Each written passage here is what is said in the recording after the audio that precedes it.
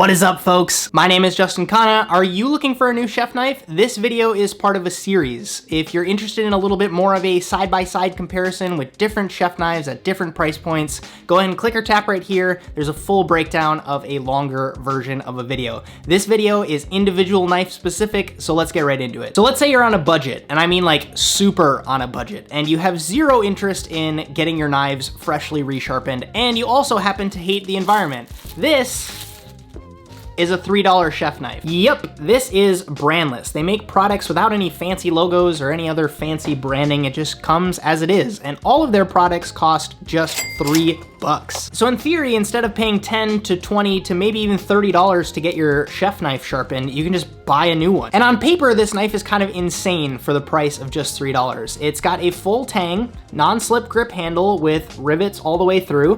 It's got almost a Santoku style profile, a hollow ground edge, and it's just stainless steel made in China, which checks very similar boxes to some of the other knives that we've covered in these videos. A feature of this knife that I didn't think I was gonna enjoy as much as I did was actually the handle. It's got this really satisfying mix of the round profile of like a Japanese knife, but then it tapers down once you get towards the spine of the blade, where if you're gonna do that pinch grip, it just feels really good to hold this knife. It's also just a little bit longer than some of the other knives that we've covered in this series, and if you like longer handles, don't sleep on the brandless chef knife. Another question you might be asking, yeah, okay, but how sharp is it? I took this all the way up to 6,000 just for kicks, and yeah, it gets pretty sharp.